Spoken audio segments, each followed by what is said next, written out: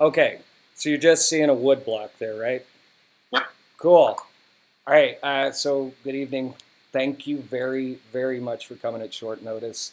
So, like, the purpose of this is like I'm prepping myself for review because there's going to be a panel discussion with me on Friday, but I need to submit documentation of all the work that I've been doing since April.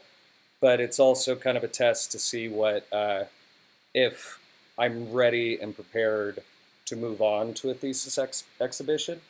And I don't really want my images just completely divorced from my words, even though we'll have a chance to speak on Friday. I, in all honesty, I'm trying to wow them to the point, and they're going to see this part too, but I'm going to try and wow them to the point that they've already made up their minds before we even speak. Um, this is also hopefully to prioritize their time a bit, so yeah, I can lead them through this. What's going to happen on Friday? I'm going to condense this down to like a 15-minute talk and cut out the majority of it and just focus them and direct them down the holes that I want them to. But the format of this is that I'm going to go through some primary references, talk about some maquettes and studies, and then look at two series of works I'm working on right now, and then go through some sketches of some future and planned works. So at any time, feel free to jump in with any questions. Uh, uh, uh, I'm hoping, well, there will be definitely time at the end of this to have questions as well, but I'm hoping also that this may preempt any questions and help out the committee before we even speak. So some of the references I started out with. I actually just found these photos again, buried deep in Facebook. But these are actual photos that I took in Afghanistan. This was Forward Operating Base Airborne, and I was on this base for about a month before going to an even smaller, more remote, and more desolate space. My tent was the second to last one here, but the barriers, I'm focusing a lot on barriers and the idea of them because these, one, they're ubiquitous everywhere. What you can't see here, it's not coming through, is the barbed wire that's along the top of that perimeter wall. But they're absolutely everywhere and so comforting while still incredibly oppressive. Like it was reassuring to some, but very oppressive to most. Um, Then a couple more shots. The one on the left is like right in front of my tent. And you can see a bunch of burlap sandbags on top of that bunker. A lot of the material that you can see in both of these shots, the tent material, the concrete, and the burlap are something that some of it has not been incorporated, but a lot of it is intended in the future works. Like I see this kind of series I'm working on, and both these series is something that whenever I've seen artists working with the same material for year after year, decade after decade, I was like, you're crazy. Until I found this, and I'm like, oh, okay, I get it. Like, I am totally in love with the objects that I'm working with right now. These were some of the photos that I was looking at before I found those previous photos of that I personally took. Uh, but the spaces were all completely claustrophobic, but also comforting, even in the texture and the tactile nature of them, which is something I really want to harness. And I also want to recontextualize like the textures of combat. Right now, it seems to be like a part of the warrior class or the people that feel they are members of that class, whether directly being in the military or military families or friends of people in the military, and and they worship it and they see it as a high ideal. But I really want to show some, like through my objects, show the other side of it being also very painful and very, very oppressive. Then some artistic influences. You guys know Marfa. um, this, when I was in this room looking at these boxes, which really translates into the work I'm doing now, there was a guy there pissed and complaining about Donald Judd, which blew me away. Like, how are they not stopping him? I mean, it's Chinati. They seem pretty, you don't really badmouth Judd there. So I went up and started talking to him, and he was complaining that there's no artist's hand. I mean, everything that Donald Judd was aiming to do, uh, this guy disagreed with. So I asked him his name, and he said it was Martin Puryear. And I was like, oh, cool, cool, cool. So I spent the entire day with him, and it was really incredible talking to him about his art, about all the art we saw, and he was telling me that his work he really wants to show an artist's hand and really like show the human aspects and qualities within someone's work. And then I finally saw his piece in the Vessel from 1987 at the Smithsonian, and I was a little perturbed because I was like, Martin, this looks, granted, yes, there's bolts, it's wood, it's organic, but this still looks like just machined wood and put together, which all of this will again come back when we start looking at the larger works in the body, the two series I have going. This year, I started out kind of very literal with HESCO barriers. And Doug and Joey, you may have seen a lot of the next few slides, but if you have any questions about it, again, both of you, all three of you, feel free to ask. But I went very literal, and so I'm imagining this maquette as possibly being like 20 feet high and 40 feet wide, and very. This actually, one of the jumping points I had was a show I saw at Gagosian by Richard Serra. And right before the pandemic, he had a show up that was these just monstrosities of cold forged steel. And like there were pieces that were 50 tons, and standing next to it, you definitely felt the weight of it. So that was that's the thought process I have here. And if you have a 20-foot high by 40-foot wide HESCO barrier, it is definitely going to be bulging. It's definitely you're gonna feel its weight. And then playing with this the material at the small scale, this really abstract form got me. I want to make it. It needs to. I think it even needs to be larger. I don't know that I can say anything more about it, but I'm just in love with this form. And if you kind of turn it over, it looks kind of like a baby. You have a little baby swaddled. It's great. The next thing, though, that right before you go on, right there, just that view of it, the initial thing I thought of was a giant blue whale. Oh, yeah. Sorry, my computer's going slow. I tried to go back. No, that's fine. That's fine. Just that's the raised tail closest to the human, and kind of the head at the other end. That's what it reminded me of almost immediately. Ah. I thought of like Noah's Ark to me. Yeah, true. Yeah. Yeah, I dig those readings. Especially. What is the cardboard figure? That's just for scale. How big is that? Oh, I'm sorry. That's 5.8 inches, and I'm 5'8", so that's how I figured that height there. Oh, it's very small then. Yeah. Oh, it looks much bigger. Okay. Yeah, these are fairly small scale objects that I was just toiling away in my studio, and I didn't have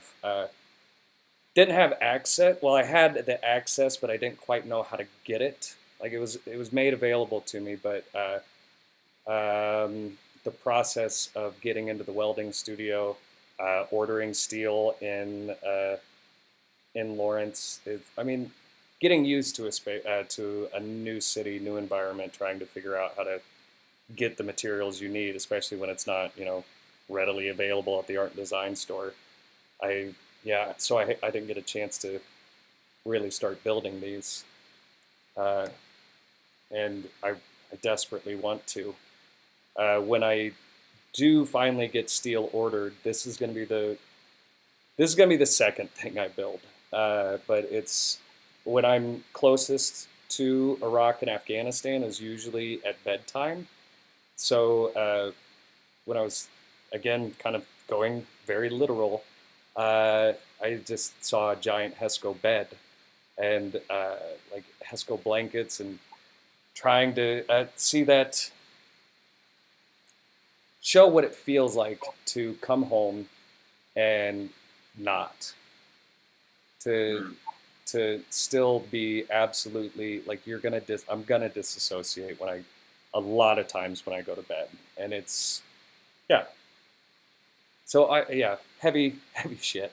So I'm really excited to see what this looks like, and I also want to see what it does over time. Thinking back to like some of the first images of that I was showing you, you could see grass growing out of the Hescos, and it's just like the rain had washed parts out. Are you imagining these works to be in an outdoor environment or? Yes. Okay. Yeah, all three of the last maquettes all the maquettes I'm going to show you are intended for outdoors. Got it. Yeah, I don't know how they wouldn't feel right indoors. More. Then I started abstracting a little bit. I was thinking of, these installations, the combat installations I was in, they absolutely felt like a small child had put them together. Like there was such a close relationship between the stick forts that we built as kids and the combat installations we were in. So it was it was something I was very aware of when we were there. So I tried building all these small stick forts, and at first they were like just objects unto themselves, but I started seeing them as, again, these need to be much larger to be effective. I think they look good in images, but I'll be more comfortable with them when like this, like the thickest part of this branch is like a foot diameter. So like putting you'll need to like put your arms around it to really have it. I don't like I don't like them yet, I guess. They need more. But they were an important stepping stone. These are absolutely leading into into the current body of work. They make complete sense as a stepping stone, but they're on the back burner for future projects like post-grad school. Because again, I'm really in love with the projects I'm working on right now. This was one of the last things I made before I got diagnosed with testicular cancer. And then you guys all know that, right? Did you know that? Yep. Okay, cool. So I didn't make anything between June and September. It was, I just couldn't. Well, I drew a little bit, but I couldn't get into it. But I was watching a ton of woodworking videos. That was like kind of my creative outlet. I was getting sucked into it, and I was really thinking about craftsmanship and the craftsmanship of, again, combat facilities. And this piece was built, I had barbed wire, I had this chicken wire, and just scrap wood. I was like, okay, what can I do with it? I need to pop it together. But it still wasn't hitting for me. I appreciate what this is. It's found wood and poplar and barbed wire. All materials I'm still enjoying. These were great early experiments, showing me exactly what I don't want to do. But then it led me to this small work, which is, this is where it started hitting for me. This one, I had a studio visit, and everybody was kind of in agreement too about this as I was talking, and I said, this is where it is. I don't know what's here, but something's here, and we kept talking about it. It's just a lovely little object. So this is one of the 2 threads I'm pulling right now. These smaller works, I'm really just playing with the material. It is absolute play, and I am having so much fun making these. Why are you not going to the next slide? There we go. So then experiment 2, this one, I burned it. I wanted to see what kind of burning does to it. There will be a lot of this stuff is, now it's finally starting to go for like catching up to my button pushing. Just slightly delayed. Yeah. This one I just finished today, and I'm super excited about it. I love the effect that the edges have appeared after you had burnt it. I love the juxtaposition on the 3rd image there, where your left arrow is. Yeah. Even though to me it appears organic, even though since you've given some context as to it, but it looks like an organic form. Yeah, and there's I wanted to also, one of the small undercurrents is machined objects treated as organic, like into organic forms, and then organic forms that are being machined to hold them. The unwound barbed wire looks very organic. I'm glad that you said that, because it looks like straw. Yeah. Very painful straw, but straw.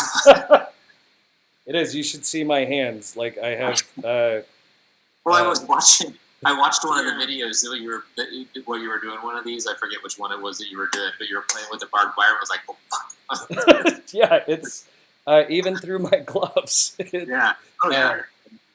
It's a very painful process, which is exactly what I need. One, I'm slightly masochist, but I was. Yeah.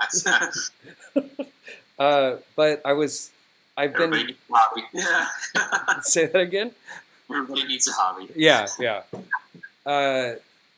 Well, I wanted to, like, for a long time, I've been trying to figure out what I find more important, the process that a work takes or the object itself. And when I kind of started putting this together, I feel like in some ways I see these as documentation of a performance. Because it is, I'm cutting the hell out of myself. I'm constantly poking myself.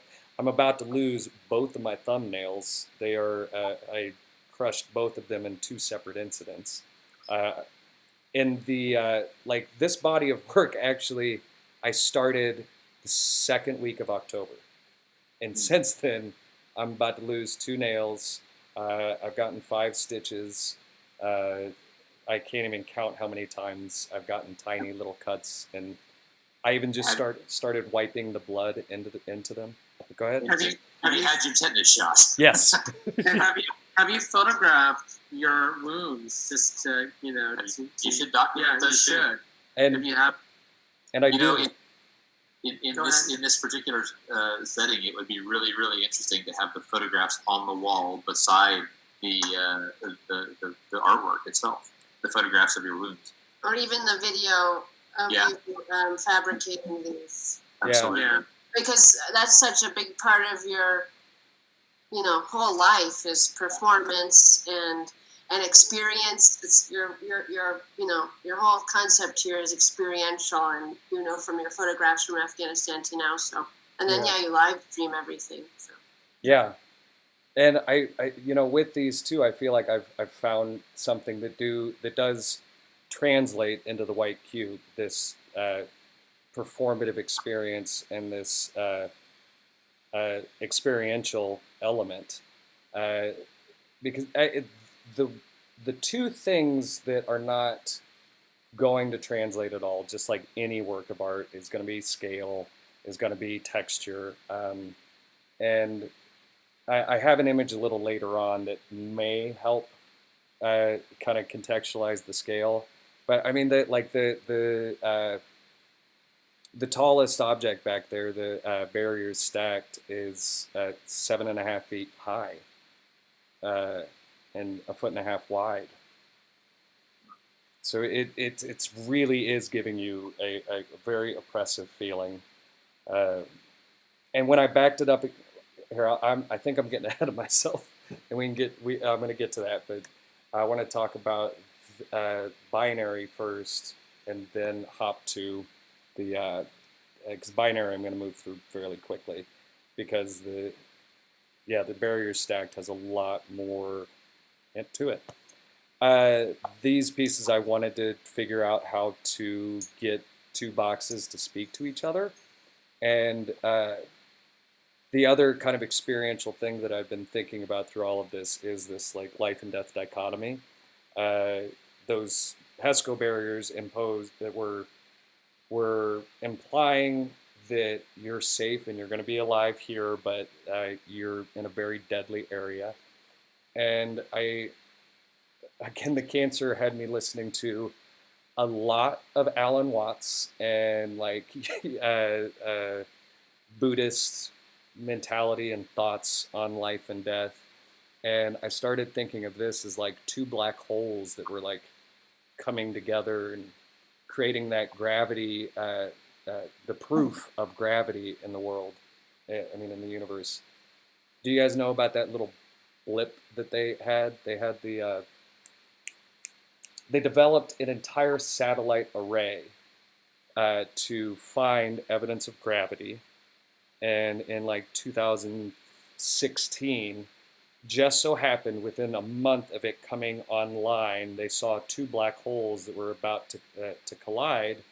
And when they collided, they actually put off the sound, like the shock wave, to prove gravity. Yeah. I'll look that up. Yeah, I definitely have to look that up. Yeah, I can't remember the name of the satellite, but yeah, it was so, that entire idea that it was so coincidental that it bordered on like predestined. Like as soon as we had the tools to discover it, it was there for us to see. It was really weird. But I'm not quite happy with this one. What I'm seeing, the things that I'm not happy with is I feel like it needs more, it needs to be higher. I'm not happy with the base, but yeah. What if it's hanging from the ceiling? Ooh. I don't like the base either. Yeah. And then you would have that black hole. You know, the black hole's a lot, and it's hard for me to fit it in. Yeah. But I think if it was suspended in space. Okay. I'll think about that. I am thinking of suspending some of these. But yeah, it's gonna take some like early engineering to figure that out, rather than like a lot of these and a lot of the directions I want to go. I need to spend like a day or two in my sketchbook to really kind of figure out the math, figure out the best way to build them so they aren't going to topple over and kill people while still giving the impression and creating the tension that they may be falling over on each other. That's another thing you can't quite see in this. These are just slightly off and slightly tilted, that it feels like they're about to fall over. And Yeah. Go ahead. You can see in the right one a little more that it's tilting off to one side. Yeah. Yeah. When That it is so important because I mean that's how those photographs in Afghanistan you took two were, that everything was about to kind of topple over. Yeah. I mean, these installations were like 10 years old and rained out, and it was, yeah, it was kind of, it was creepy how seasoned they were.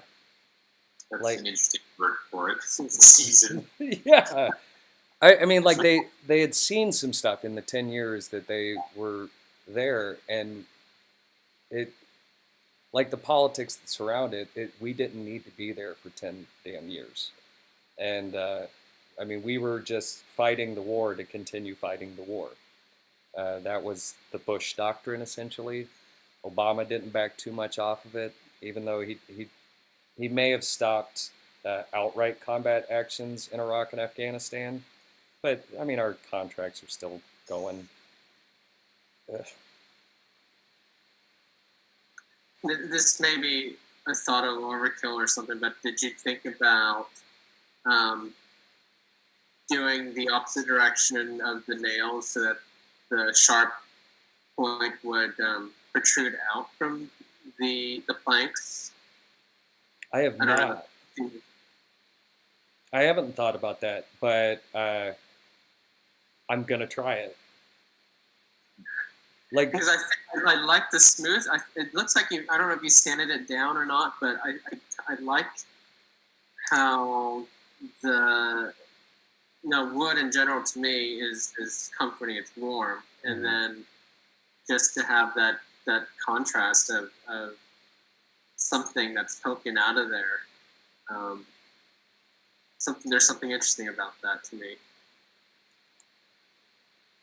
well, any direction that one of these boxes could go, I think it needs to. And the more of these there are, the more important each one is. It's I mean, when you think about those images from Afghanistan, there were just HESCO after HESCO after HESCO after HESCO, and they were stacked on top of each other. And I mean, there were entire rooms made out of HESCO barriers. And Some images look like they could have been the Great Wall of China. It went on for miles. yeah, which again is an installation that I've been kind of sketching, but I haven't put it, I didn't put in here, but is a, Yeah. I'm both HESCO barriers and concrete barriers would go on forever and ever and ever. My base in Iraq, Fob Kalsu, I mean, it had a 5-mile perimeter that was 25-foot high concrete barriers that I would go running every morning. It was, yeah, and you just felt like it was, well, while you were obviously trapped in that space, it still felt like you could go on forever with just this oppressive thing to your right. I am in love with the shadows that these that Yes. this I agree. Yeah, absolutely. Yeah. I also like the juxtaposition of the really messy is the wrong word, but chaotic wire with the almost anal retentive nail alignments, which I think is fabulous, right? You've got such care taken in the way you've done the nails, and there's so much chaos in the wire, in the barbed wire. Yeah. And you know, it's the more I'm working with the material, the more refined it's been getting. You can almost now the top box was the one I did first. That was the very first of these boxes, and then the bottom two were the third and fourth or the fourth and fifth boxes. The second and third one was binary, and yeah. And then the second from the top was the sixth, and then the middle one was the seventh. And I have shots of that are closer up that we can start moving to and talking about the shadows. But I have to go slow because I don't. You know, when I first installed this in the gallery, it was far away from the walls, and then we started seeing the shadows, and thinking about putting it up near a wall was it was something that we had to do. And when we did and got to see all of these great shadows that it was casting and creating, it was really exciting. Actually, I kind of want to go back to that last one, but again, my computer's lagging a little bit. Apologies. But the box that I'm trying to get to, it it was when I found out how much and how strong the tension was in these. So I finished this one, but when I did it, it was I had it upside down from the view you're seeing now. And then when I flipped it up to see what would happen and what it would look like, there's so much tension in there because there's really not much glue holding these in. It popped one of the planks off, like pushed Oh, wow. pushed 6 nails out of the 2x4. Wow. Yeah, How many pieces of this barbed wire did you end up using for this entire work? a little over 4,000 feet. Wow. Each box averages 532 feet. Goodness. Yeah. And each wire is, I have to like consider and move. What I've found and what's given me the ability to refine it even further is this, is having to treat every single individual wire. And when they get into the right spot, it's like having a slack or a rope losing all of its slack, and it just snaps into place and it goes where it needs to, and it's not going to move. Like I've driven in my truck up and down roads trying to see what would happen because there's no glue in a Yeah. lot of them, and yeah, they're stay in place. It's kind of wild. I'm not sure how it does it, why it does it, but I love it. I think that's important that there's no glue and that they're staying in place of their own, the materiality of themselves or something. I think that's really important. I do too. Now, there is I did have to start using a little bit of epoxy, like in this piece. Come on.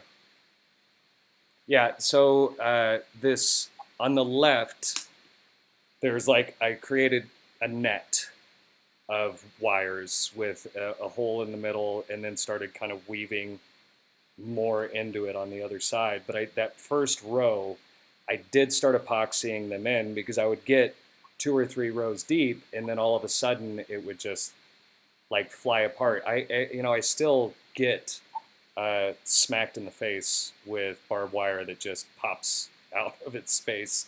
But once it's all done, nothing quite moves. Even the piece I'm working on right now, it doesn't have any epoxy on it yet. And I threw it in the back of my truck to go visit someone in Kansas City, a full 45 minutes away. And I got there and looked at it, and nothing moved. It's pretty wild. And this one, when it comes to shadows, this is something I'm going to be exploring, and I don't quite understand this shadow. Like there's one hole. I don't, why are there 3 pure light spots and not 3, like each one I feel like should have a little bit of shadow. Oh, I don't understand it.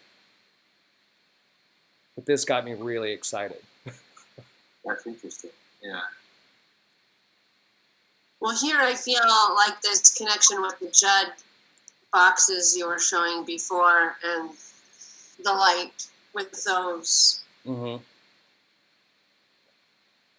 I'm just trying to think about when other people are listening to this presentation, what are all the through lines Yeah. and the stories that they're going to weave, and so this reflects from that, I think. Yeah. Thank you. That was what I was hoping you guys would do. Something you can kind of see here too in the left image is my rebuke of Martin Puryear, because I was definitely not paying attention to where the nails went, even though I wanted to get them in some sort of a line, but I wasn't like, it wasn't rigid. Obviously a machine couldn't have done it, but it's also a love of Donald Judd because they're super shiny roofing nails. Like they're very reflective. I re- I wish I after this presentation, I'm gonna have to pull up another image to show you guys, because if you look in this left image here, seeing on the side, there is an alteration of short and long planks, and if this piece in the middle here, box 7, was closed, they would actually alternate. Hmm. That kind of pattern of short and long, short and long. Yeah. Well, you can kind of see what's happening here in this closest plank.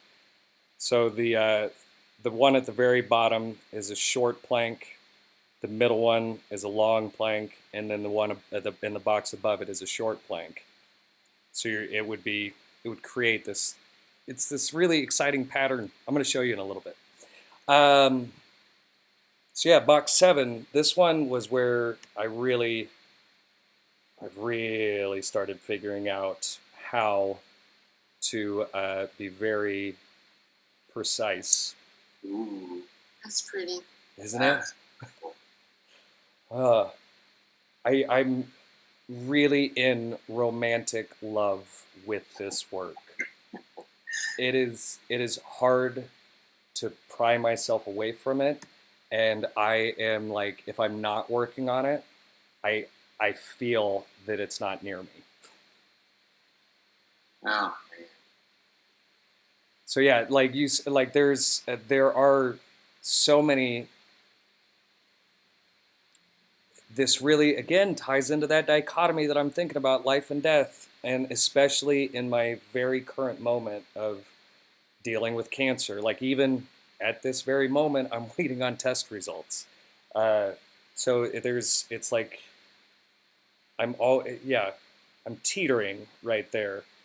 But these, you have this very organized pattern, this organized and set rhythm and process that's very ritualistic on one side, and then because of that process, the opposite end, and if I've timed it right, when I get to, there it is, you get this absolute chaos on the other side, and this one has this feeling of just an explosion, and it feels so good.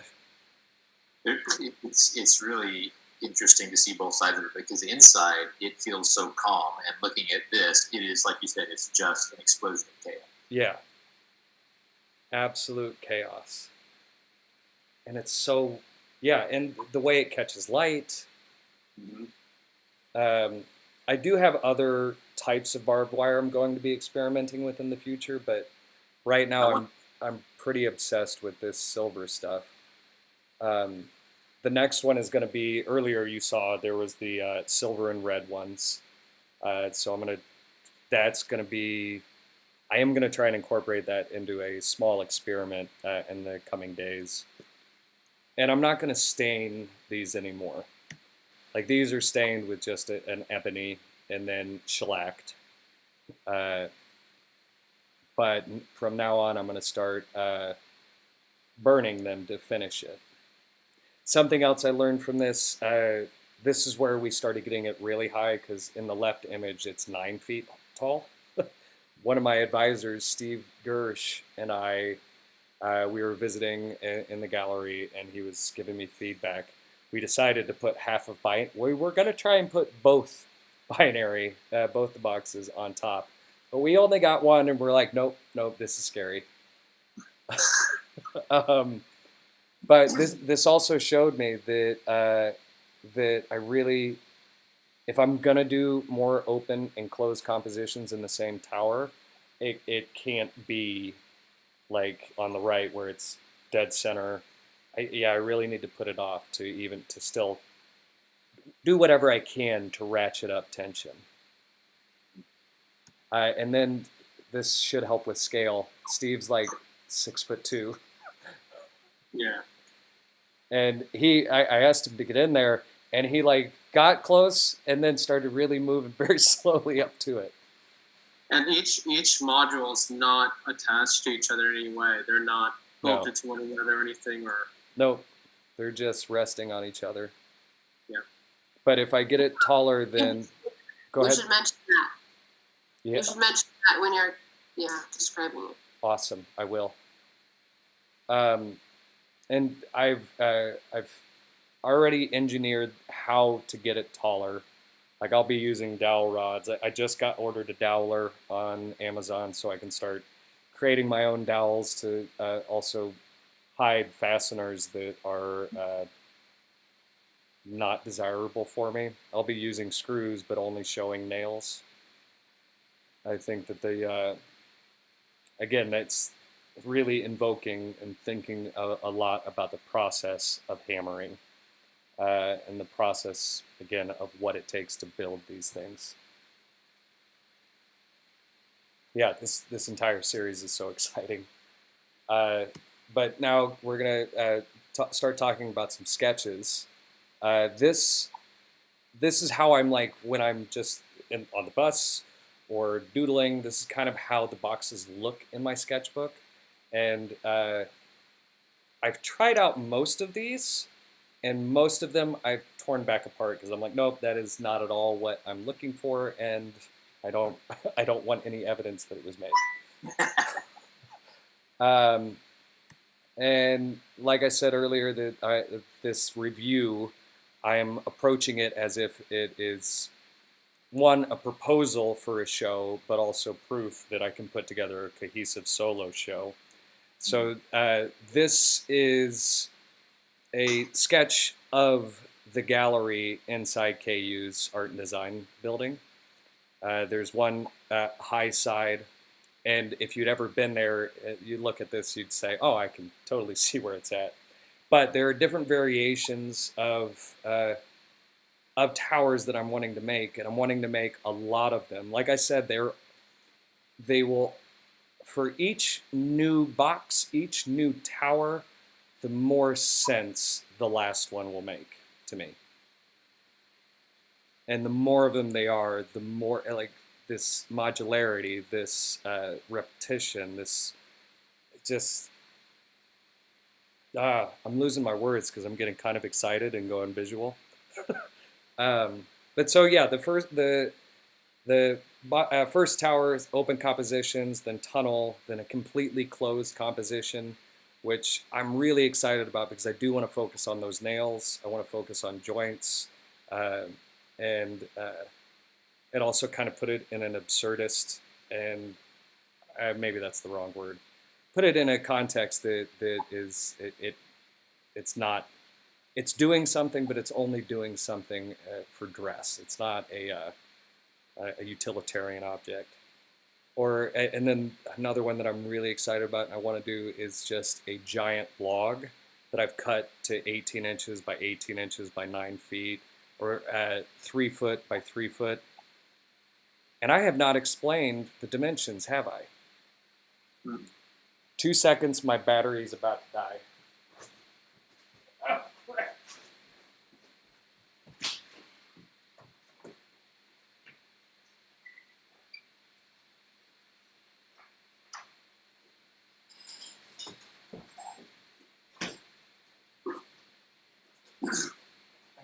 I should not have spent so much time before this talking to the girl.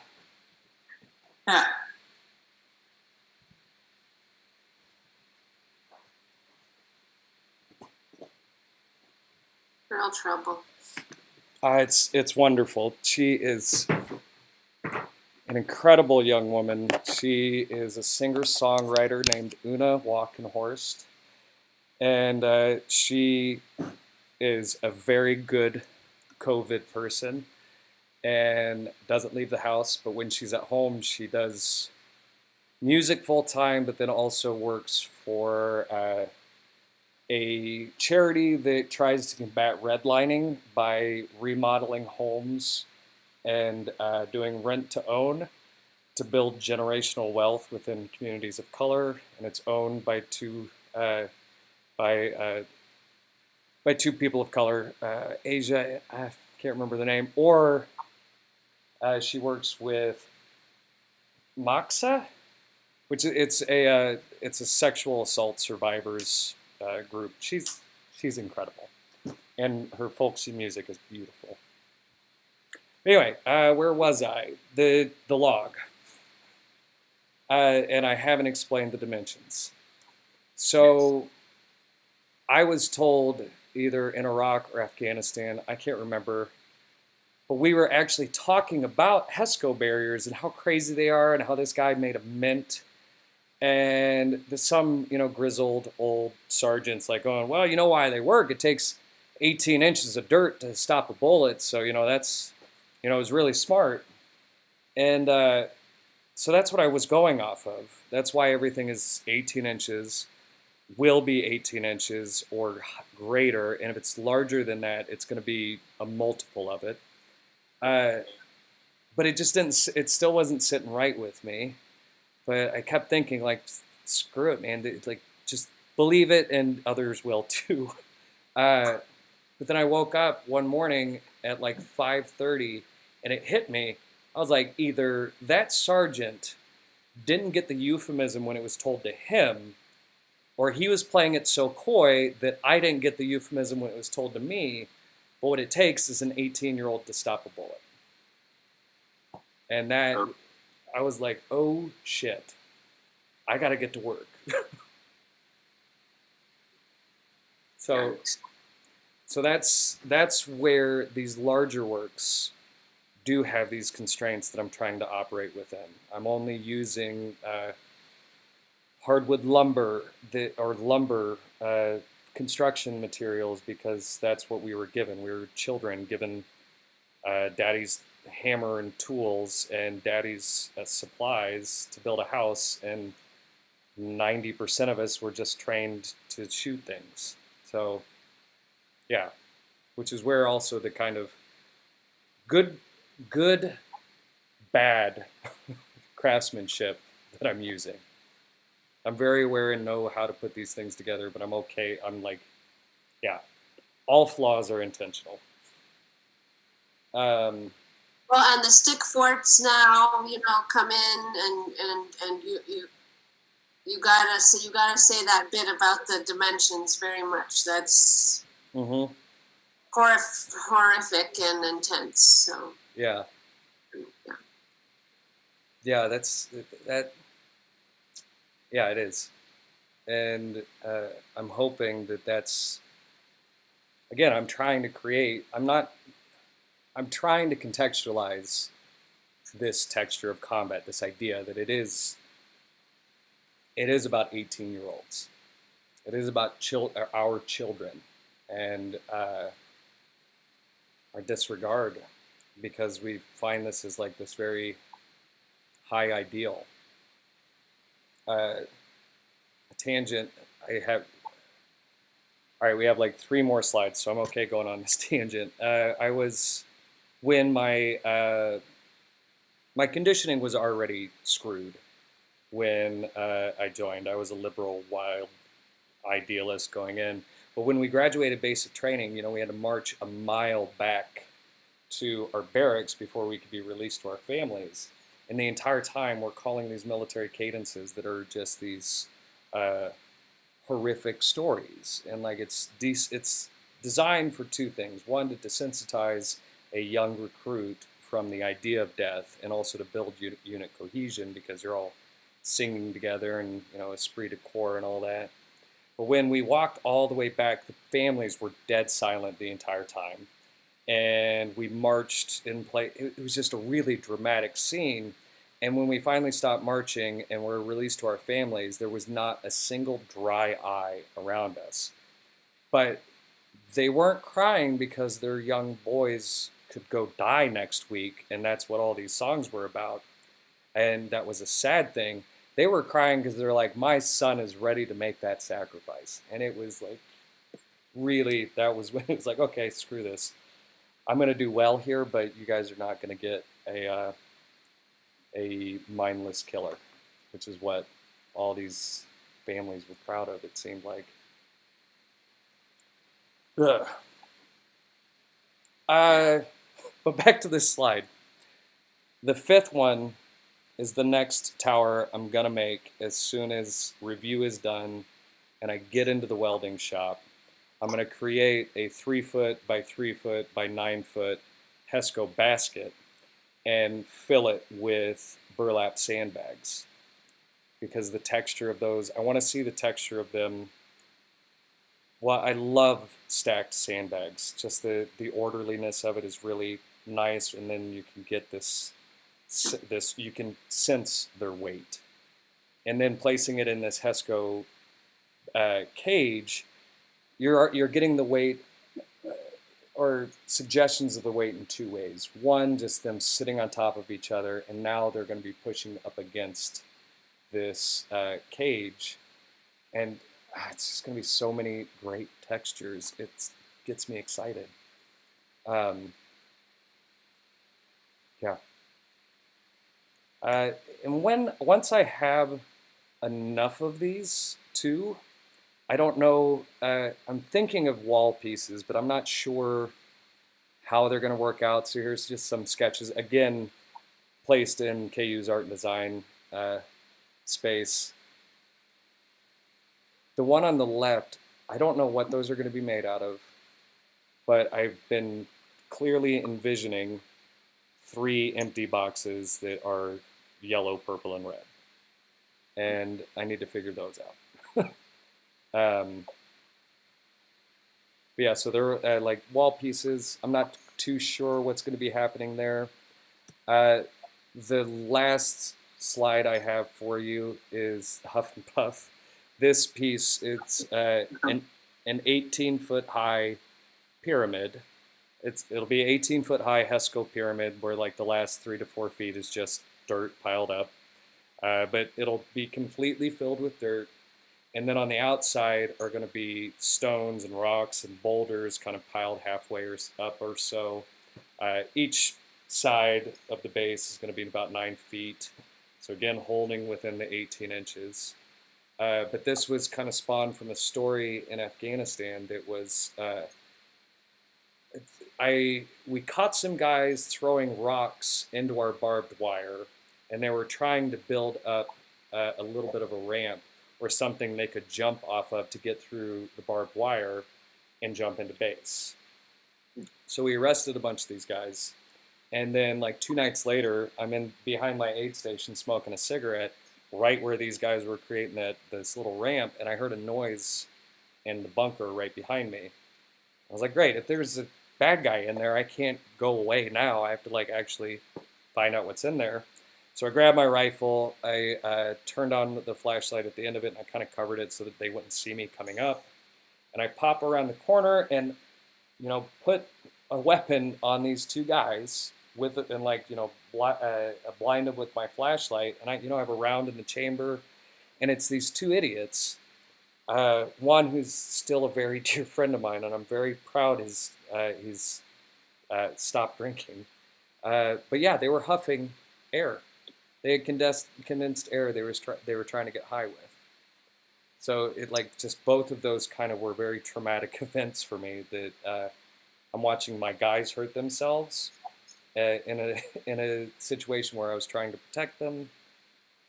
But yeah, it's something I don't think I've rectified with yet or come to terms with. So yeah, we can go into questions now too, if you have any. I have one. Yeah, what's up? Just popped up to me when you were showing the drawing of the different boxes 1 through 6. One thing that struck me is that nowhere in your set of either maquettes or actual works or whatnot have you used canvas, which is a big part of the of obviously the pictures that you paired off with, right? Cannabis? I mean, tents are where you live. It's where you shower. It's where you, depending on where, what kind of base you're in, right? You live your life in canvas. Oh, canvas. I thought you said cannabis. I'm like, I don't. No, canvas. Oh, yeah. Canvas. Yeah, there were, right now I'm not into that texture. I think it's going to come in. Yeah. I didn't think about it until you showed all the different things that, the kind of progression of the things that you've been using. And it struck me at that point that there's no canvas in that. Yeah, because at the beginning you do mention, you say concrete, burlap, barbed wire. You make a list, and yeah, that one falls off. And you mentioned very specifically about the fact that my tent was, and that very picture is very canvas heavy, even though you see the barbed wire in the large wall off to the left. Yeah, I also I don't. Those tents were like plastic. Maybe that's why I'm not seeing it. Yeah, from outside, you think tents, you think big canvas tents, right? So. No, like they were that material too. I do want to come in because it's like a chemical barrier, and those tents were like designed to handle chemical attacks. Gotcha.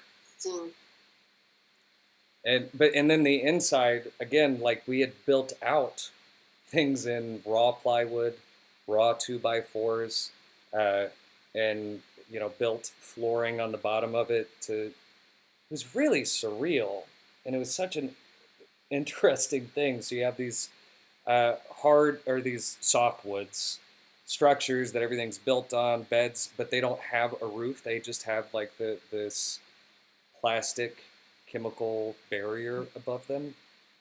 So the outsides were green, the insides were white. There is a lot there, and there's something there I want to play with. I just don't know how to get there yet. Mark, I have to go and make dinner and stuff, but I have a few things. First, just thank you so much. I love talking with you.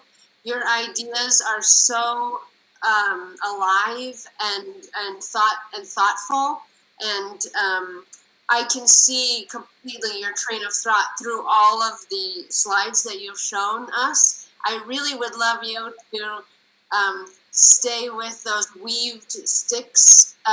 There was such beauty in there that for later, but whatever. Yeah. I see how that fits in with everything. But so then just my parting thoughts are that Textures of Combat is incredible. What a crazy thing to think about. And it's so obvious from your photographs and then from your work. If anything in your talk, I would just pare it down towards that more. So like the black hole is a little tangential, though it seems very on purpose in the binary piece. So that's just teeny advice. I just think that's such a strong thing, that Textures of Combat.